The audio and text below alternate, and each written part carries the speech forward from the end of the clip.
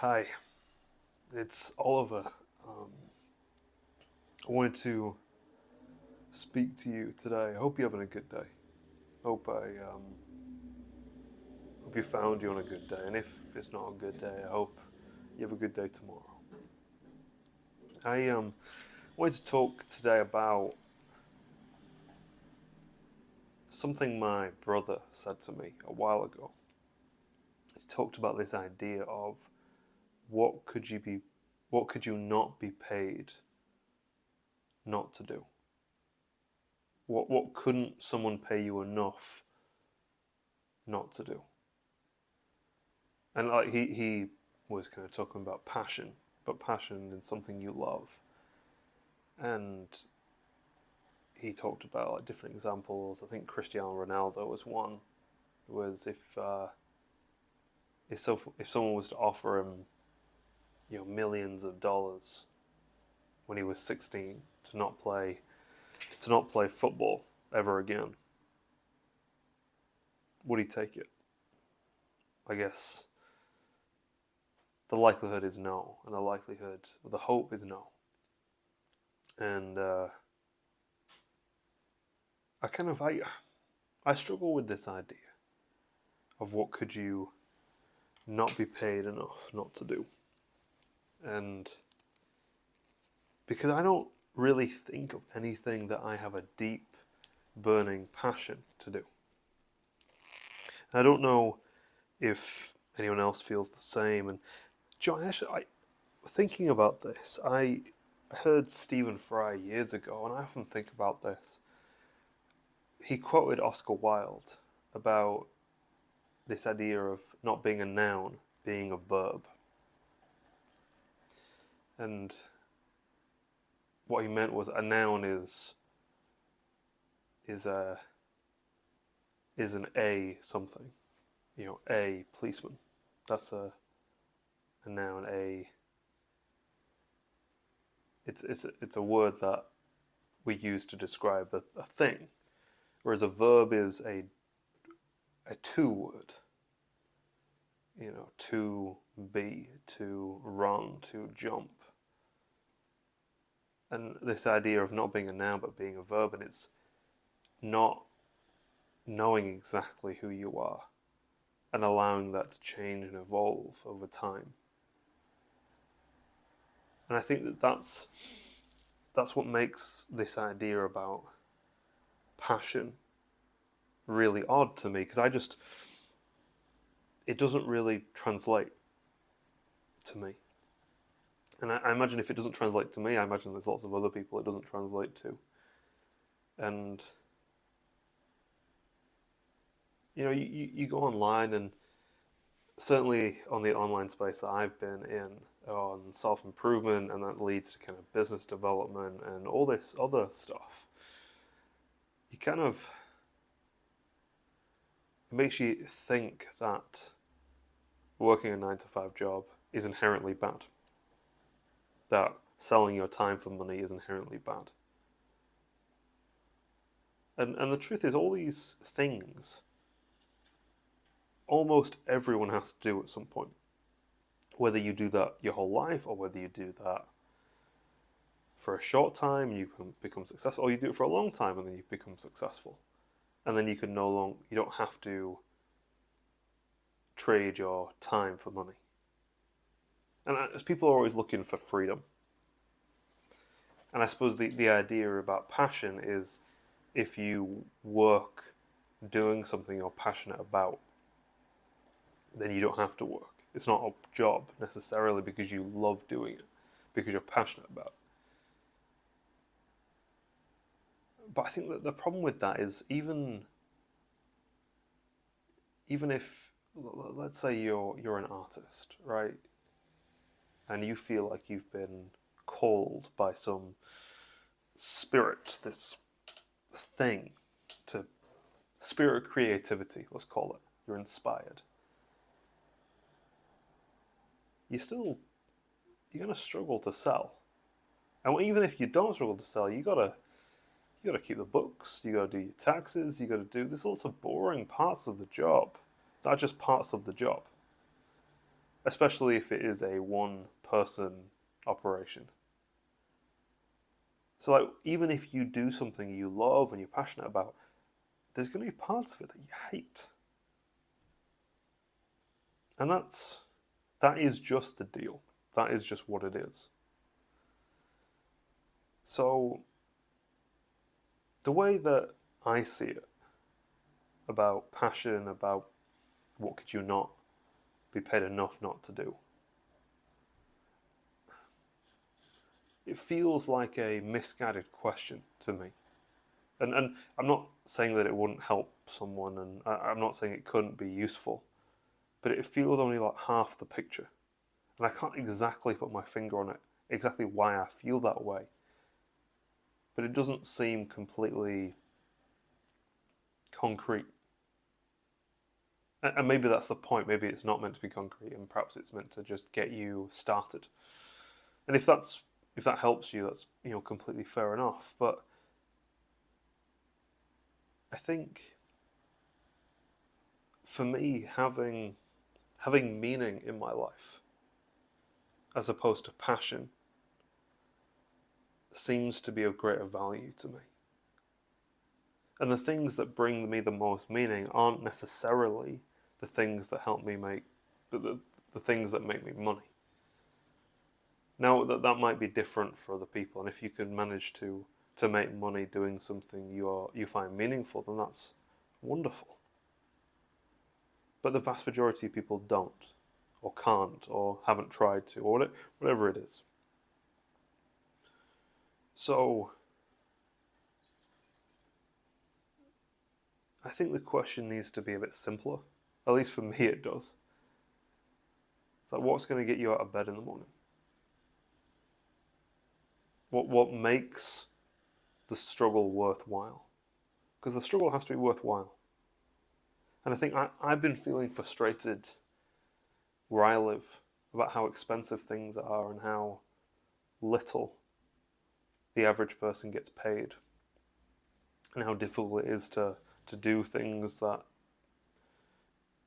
decades ago you could do so easily, like owning a house or having children, affording children. It just those things seem so impossible now. And I think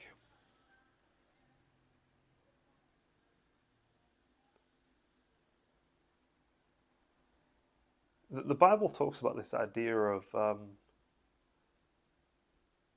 Jesus talked to his disciples about you receive free, give free. And he was kind of talking about their ministry, and he was saying that they were given this privilege to be part of the kingdom of God. They were given this. So they shouldn't be demanding anything to give that gift to others. And perhaps this idea of passion needs to be rooted in something like giving without expectation. And perhaps with that, any number of things could be your passion. I mean, I loved playing guitar when I was a kid, and I still play from time to time, but it isn't something that it doesn't give me what it used to give me. And I don't know why, I don't know what's changed. But I just know that it has changed. But one thing I do know is that my faith gives me meaning. The recognition that it's not that as important as I am, in that, made in the image of God, Christ died for me personally, all that. God is the most important.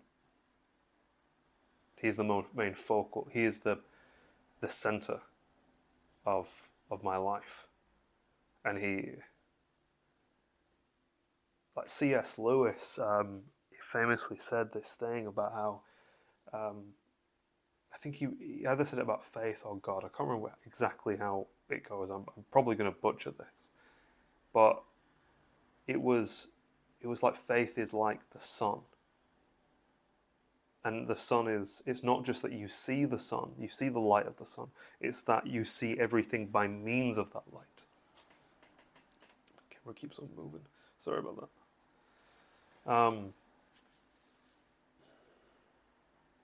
So I think that brings genuine meaning, following the teachings of Christ.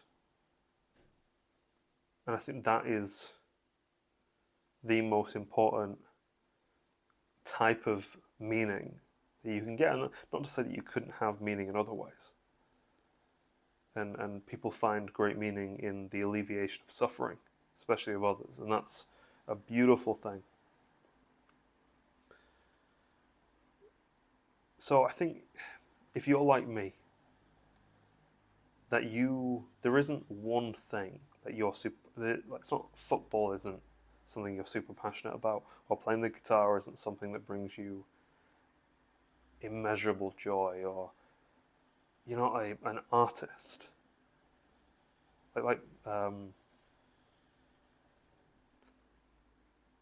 Then maybe there are other ways to find meaning outside of passion.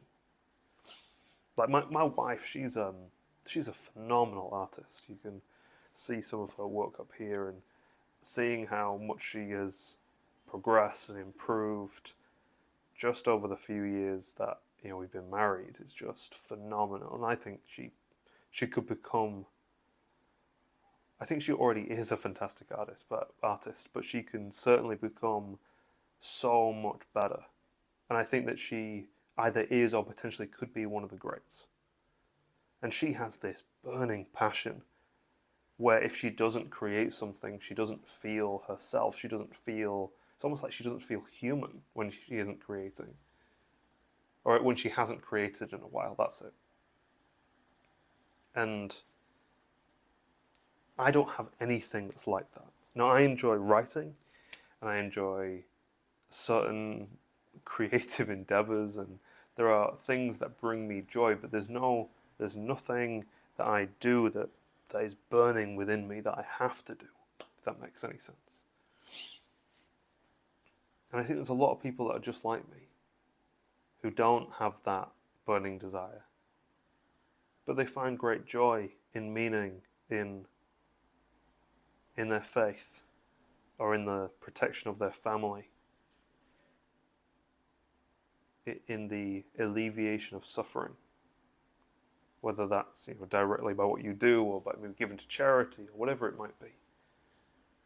And my experience of people is that they're really good at doing that, at making things at least not worse, and a lot of the time making things better.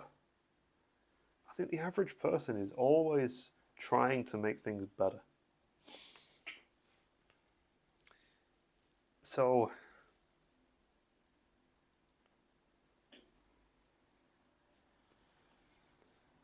I guess I'm kind of responding to my brother in a way. I didn't mean it to be like that, but perhaps that's just what it is. For me, that's the wrong question. I'm not saying that makes it wrong for everyone else. What could you not be paid enough not to do? It's an oddly phrased question. The question for me is, how do you put yourself in a place where you are the most meaningful as much of the time as you possibly can? And there's got to be enjoyment in that. There's got to be, you need joy, you need peace, and you need love, and all these things, and that's part of what meaning is. But I guess that's my answer to the question. And meaning, there's going to be some responsibility in there. There's got to be some work.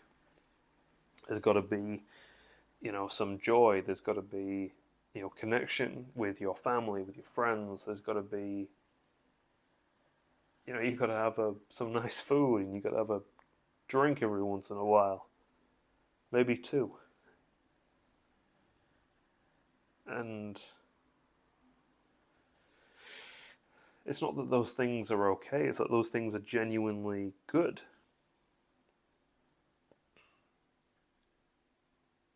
It seems to me that any number of things can bring you meaning and purpose. And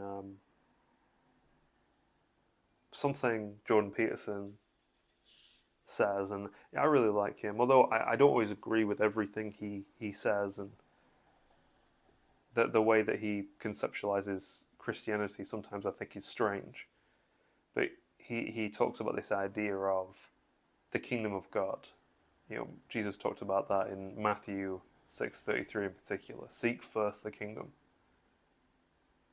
And Jordan Peterson conceptualizes that as do the best, the highest possible good you can do in your situation.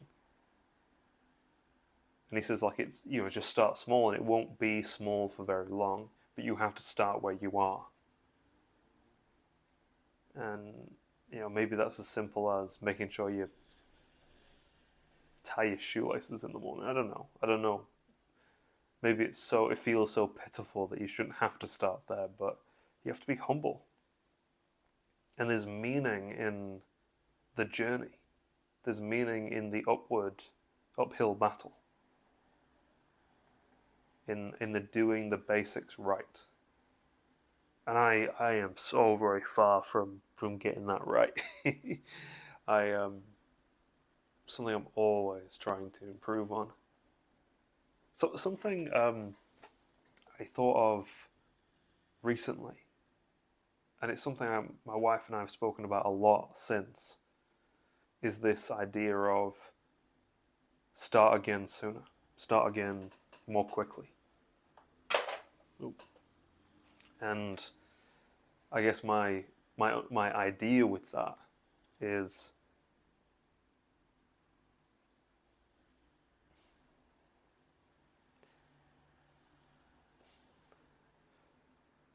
let's say you find meaning in something. Let's say you find meaning in posting videos on YouTube. You want to share your perspective and all this stuff, but perhaps you get depressed and anxious, and then you don't post for a while. And maybe you post a video and then it's a year after that you post again. Now, what would happen if you cut that time in half every time? Okay, so you leave a year, and then the next time you leave it 6 months, and then it's 3 months. And then it's 6 weeks, and then it's 3 weeks, and then it's, whatever that is. I kind of can't do the math. If you can manage to get up a little bit quicker every time, and maybe going from a year to 6 months is too much. Maybe a year to 9 months, if that makes sense. So you post a video after a year and then after 9 months. If you can just begin to start again more quickly, sooner, that is an uphill trajectory, and there's meaning and real peace and joy to be found there. Yeah. So I think that's what I think to that question of what could you not be paid enough not to do. I think for me that's the wrong question. The question for me that helps me to think more clearly is, where do you find meaning? And how often can you be in that place of true meaning? How do you be in the right place at the right time with the right attitude? That's it. So thank you for listening. If you did listen, if you didn't, then thanks for being alive, for doing your best. If you want to comment, great. If you don't, that's also fine. I really hope you have a lovely day. You find peace, you find joy, and I wish you all the best. Yeah, take it easy.